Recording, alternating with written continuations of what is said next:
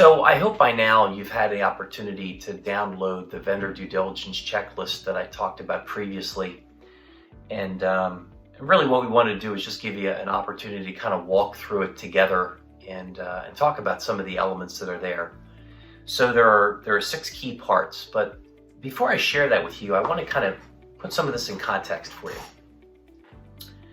Can you imagine being in a situation where you're responsible for managing 158 million pounds of CRTs, LCDs, flat panel screens, etc., and trying to figure out, how do you get your head around that? What does that look like?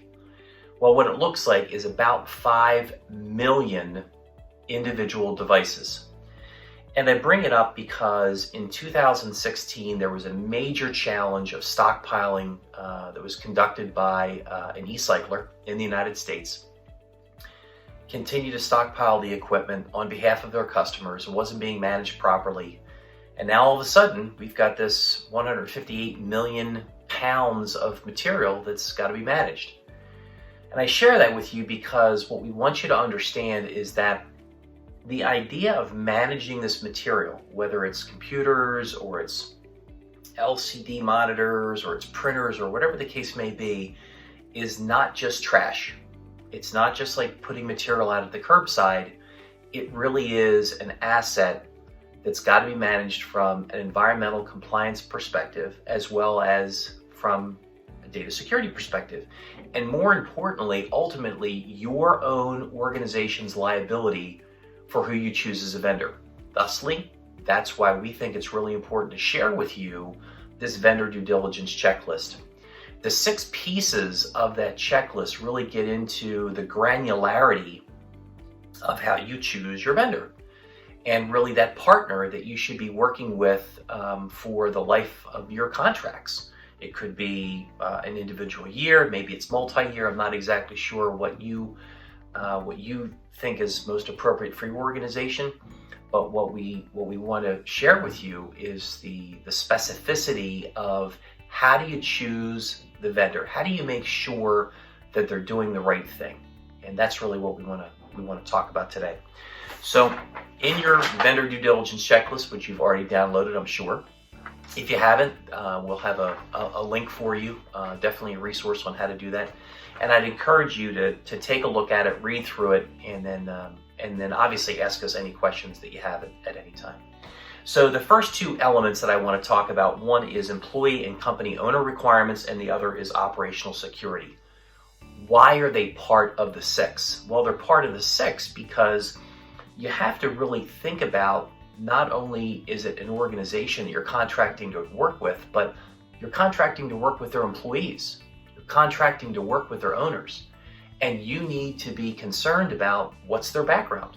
And so you've got to think about things like, do they have confidentiality agreements in place? Do they have non-competition agreements in place?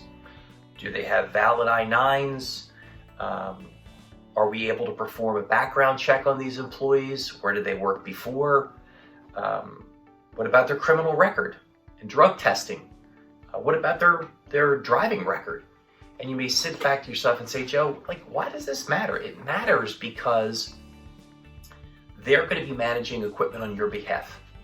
You're going to be depending upon them to take your equipment and the security of the data that's on board and the environmental component really seriously. And you're going to expect them to care for it and to care for you ultimately. It gets into the whole issue around liability and making sure that you're working with somebody that has your best interest in mind. So employee and company requirements, being able to get them to answer these questions. And these are questions that are not proprietary. They don't have some kind of secret sauce behind them. They're valid questions that every vendor who is a professional service provider in the IT asset management space should be able to answer for you without any pause or problem. The next element is operational security, and you'll see that there are a number of items under operational security. And again, why? It's because you've got to make sure, again, that things like, do they have written policies and procedures? on how to handle equipment? More importantly, do they have policies and procedures on how to deal with lost equipment? What happens if somebody loses equipment in transit or equipment is damaged in transit? What's the policy and procedure for the organization to protect you? If you think about things like, are there employees, do they have ID badges to get into the facility? How is the facility controlled? When they show up to your facility, how do they identify themselves? How do you know that the right person is coming to the facility? Some of the other items deal with the way in which drivers are able to communicate back with the service provider, how we're tracking miles, how do we control the equipment that is in the truck that you're using or that they're using to move equipment on your behalf.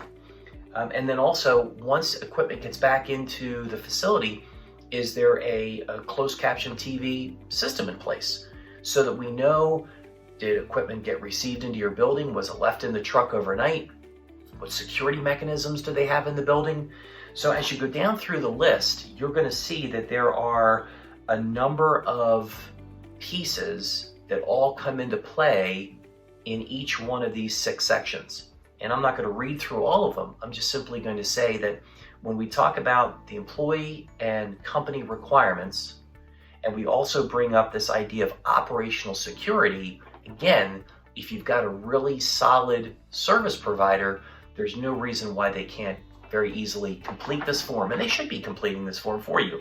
They should be able to answer yes or no, send it to them in a PDF, email to them however you want them to reply, get those replies back, and that becomes a documentation trail.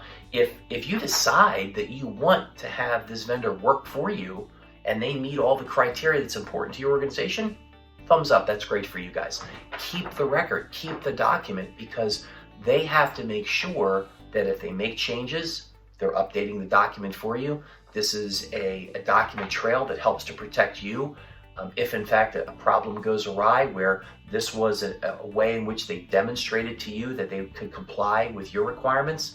So again, in no way whatsoever am I trying to make this overly complicated.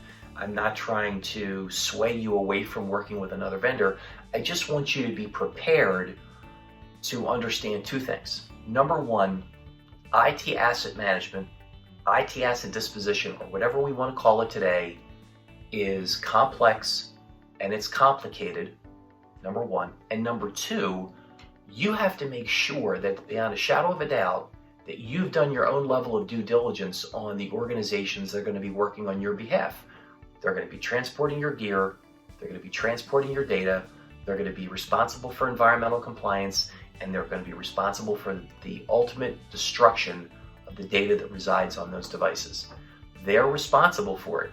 You're liable for the vendors that you choose, and you really have to pay attention to that liability. The next time that we get together, we're going to talk about the next 2 elements. One is the destruction process, which obviously is incredibly important. And then finally, company assurances. How do we know that organizations are really able to protect you, the end customer?